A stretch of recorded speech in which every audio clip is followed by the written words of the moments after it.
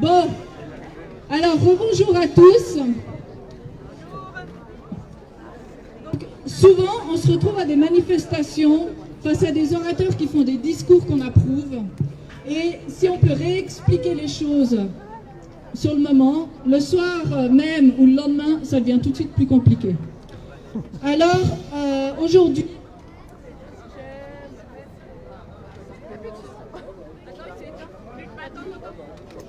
David, tu viens juste devant moi, je fais exprès. Non mais viens avant Ouais. Alors, aujourd'hui... Voilà, il ne veut pas que je dise aujourd'hui. Je vais essayer de le tenir comme ça, je vais éviter de dire le mot. Donc, ça va aller, merci. Ouais. Alors, j'aimerais vous donner des informations claires, faciles à réutiliser, juste tirées du bon sens, mais aussi sourcées. Donc, dès lundi, vous trouverez sur notre site réinfosanté.ch toutes les sources de ce que je vais dire maintenant.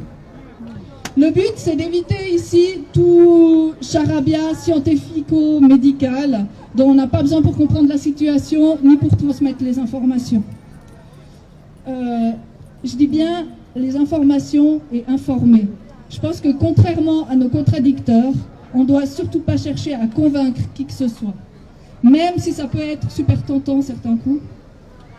Et je suis plutôt partisane de créer de la réflexion, d'ouvrir le débat, afin de trouver les meilleures solutions qui soient tous ensemble. Donc, moi, je suis la présidente d'un collectif, d'une ONG qui s'appelle Réinfo Santé Suisse Internationale. C'est une ONG qui est composée de médecins, de professionnels de la santé, de soignants, qui se positionnent face à la gestion sanitaire actuelle. Bravo!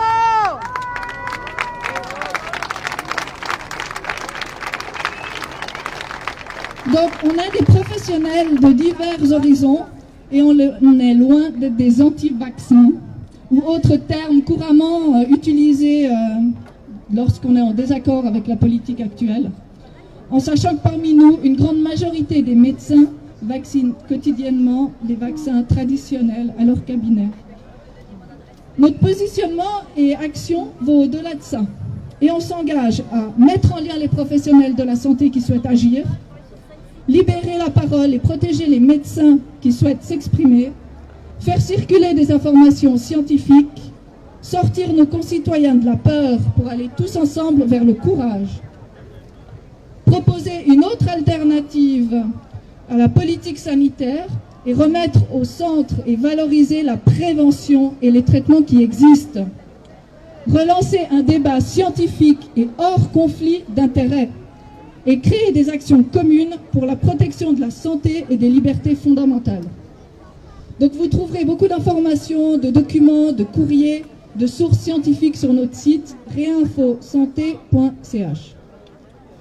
Aujourd'hui, les experts scientifiques et les professionnels de la santé font face à des pressions et des menaces pour que le protocole officiel soit respecté et surtout pas remis en question. Les débats scientifiques ont disparu et toute voix discordante ou critique sont à chaque fois réduites au silence ou ridiculisées. Ce genre de choses n'est pas acceptable dans une démocratie.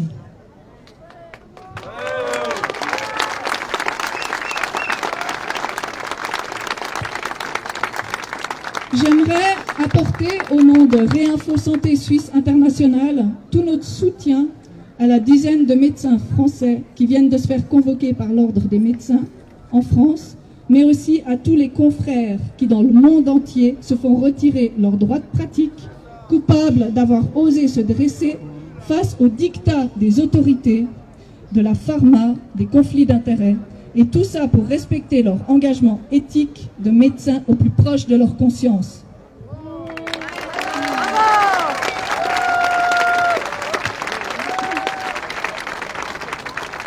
Alors, il ne faut pas croire qu'ici, en Suisse, c'est différent. Ici aussi, c'est compliqué pour ceux qui ne suivent pas le courant imposé. Savez-vous ce qui est demandé ici? Alors, je vais citer comme exemple la médecin cantonale de Genève, Madame Aglaé Tardin.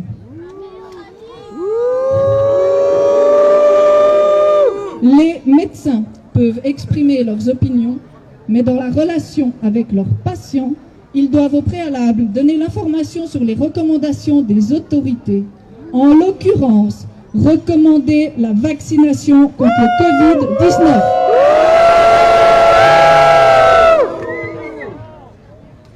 Il faut savoir que les médecins qui s'y opposent risquent des sanctions et ça peut aller jusqu'au retrait de leur droit de pratique si un patient les dénonce. C'est aussi valable pour des écrits partagés qui seraient jugés comme erronés.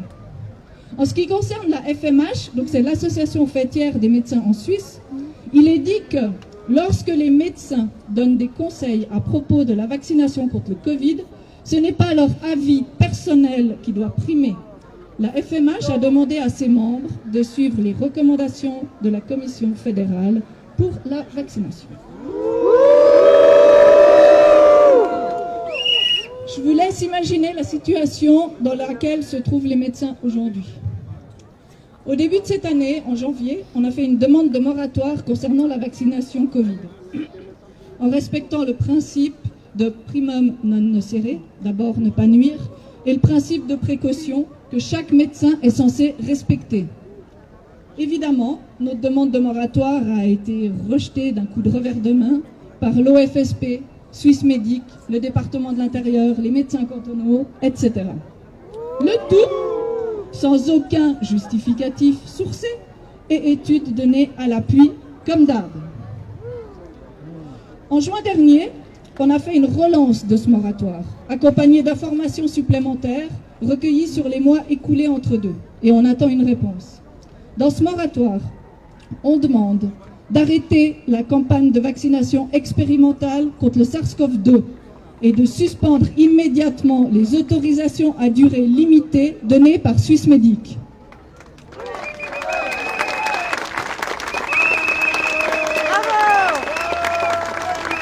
De donner une autorisation immédiate pour les traitements de l'infection par l'ivermectine.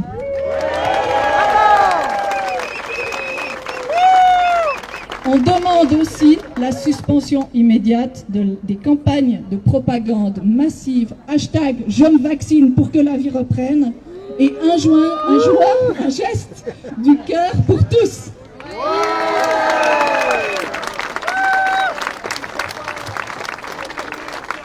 La démocratie et la Constitution sont bafouées, laissant place à de la discrimination et une absence de débat ouvert. Avec la loi Covid, les autorités mettent en place une discrimination des personnes non vaccinées et de tout citoyen qui refuserait de se soumettre à des tests invasifs, par exemple les tests PCR. Je laisserai en parler les autres intervenants, sinon on est encore là demain, et puis je vais me faire taper sur les doigts. Donc vous retrouverez tous les détails et les explications de ce moratoire sur notre site réinfosanté.ch avec l'onglet moratoire. Je voudrais quand même vous dire 2 mots au sujet de la vaccination Covid chez les enfants et chez les jeunes. En sachant qu'un adulte va déjà avoir du mal à donner un consentement éclairé, le médecin lui-même n'ayant pas assez d'informations au sujet du produit, que dire au sujet des enfants qui, dès 10 ans, peuvent se faire vacciner sans autorisation parentale? Je rappelle qu'il ne s'agit pas d'une maladie pédiatrique et que les enfants peuvent, par contre, avoir des effets secondaires graves suite à l'injection. Les enfants ne participent pratiquement pas à la transmission de la maladie. Donc les plus courageux d'entre vous peuvent aller regarder sur PubMed. Il y a des tas d'études et d'articles épidémiologiques. Dans la majorité des cas, les enfants sont infectés par des adultes. Ils ne s'infectent pas très peu entre eux.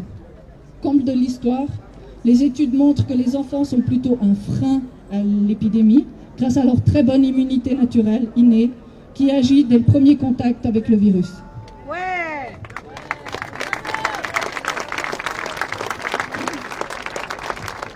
Alors, on vient parler de certaines complications, comme la maladie de Kawasaki, pour laquelle on a des traitements et qui se soignent très bien, ou comme le Covid long. Il faut savoir que ces complications sont très rares et elles sont surtout mises en avant pour pousser à la vaccination Covid en pédiatrie. Ouais. Ce que vous devez retenir, c'est que le risque de complications graves de la Covid-19 en pédiatrie est minime comparé aux effets indésirables graves de cette vaccination qui sont bien plus élevés que ce qu'on pensait. Les données de pharmacovigilance européennes sont déjà disponibles alors que le vaccin n'est pourtant pas encore autorisé pour certaines classes d'âge. Aux States et en Israël, il y a une augmentation de cas de myocardite, de péricardite après cette vaccination pédiatrique, surtout chez les adolescents après la deuxième dose. Et bien sûr, la pharmacovigilance des vaccins ne tient pas compte des effets indésirables à long terme, tels que l'éventuel impact sur la fertilité future des enfants vaccinés. Le mieux, ce serait quand même de laisser faire la maladie par les enfants, de développer une immunité acquise de manière naturelle, qui est, soit dit en passant, plus large face à toutes les composantes du virus, dont les protéines plus stables que la protéine Spike. Et le développement de l'immunité collective naturelle indispensable serait alors accéléré. Il faut savoir que plus un virus est partagé, moins il est virulent, moins il est dangereux. Et que plus on vaccine, plus on fait face à des variants et des virus recombinants. Et certains sont bien plus dangereux. En résumé, il est primordial que le principe de précaution au niveau médical, mais aussi au niveau éthique, soit respecté. Et ce, pour le bien de nos enfants et des générations à venir.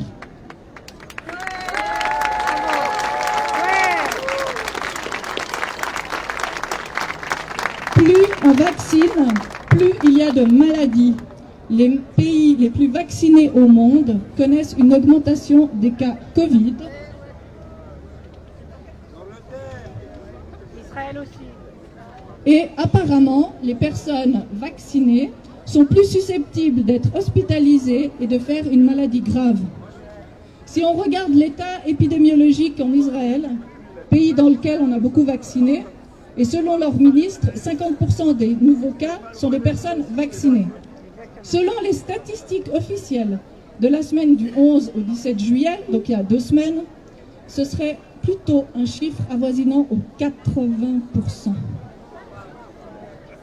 En Angleterre et maintenant en Islande, on est aussi dans le même figure. Alors Israël a souvent été cité comme référence par le docteur Diana, Samia Hurst, Anne-Claire Sigrist.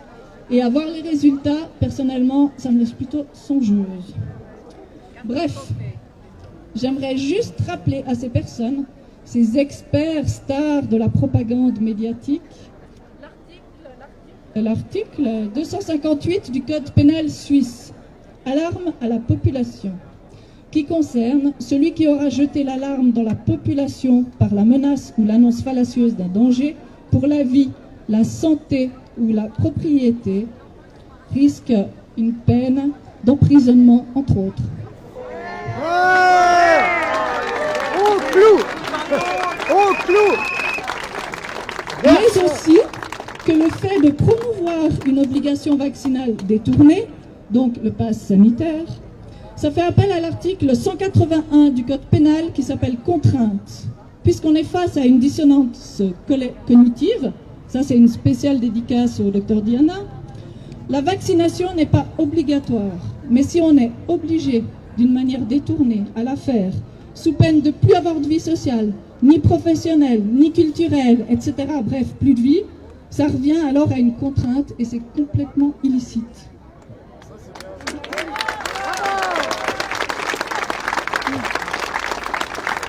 J'aimerais aussi, pour finir, faire passer un message à vous qui faites partie des 99,97% de survivants.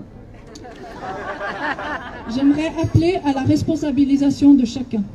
Il n'existe pas de sauveur, de super-héros qui fera le job pendant que tous on se plaint sur Facebook, on critique sur les réseaux sociaux, etc.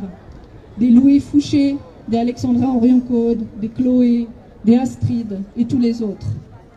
Il est temps de tous se lever individuellement. Chacun à sa manière dans son domaine et à sa façon et pour la même cause. Il est temps que des milliers, que des millions de personnes se positionnent dans leur pouvoir, dans leur verticalité d'hommes et de femmes libres. Libres.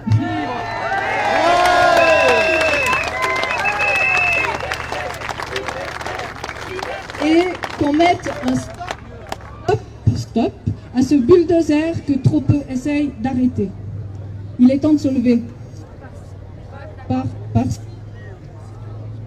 Par-ci, par-là et de tous les côtés. De dépasser l'indignation pour aller vers le courage. D'utiliser notre colère comme moteur de création. De se donner la main, s'il le faut, et de réagir. De prendre les rênes de sa vie, de se sentir tous acteurs et de créer notre nouveau monde. L'ancien dysfonctionnait totalement de toute façon. Alors, ça peut être des petites actions, chacun à son niveau, dans notre domaine professionnel, privé. Ça peut être du boycott, par exemple. S'il n'y a plus de demande, il n'y a plus d'offres. Ça risque peut-être d'être un peu difficile au début, mais si tout le monde s'y met, on a de quoi faire changer les choses. En tout cas, moi, j'y crois. Je crois en vous. Et si chacun de nous s'y met, tous ensemble, on y arrivera. Merci.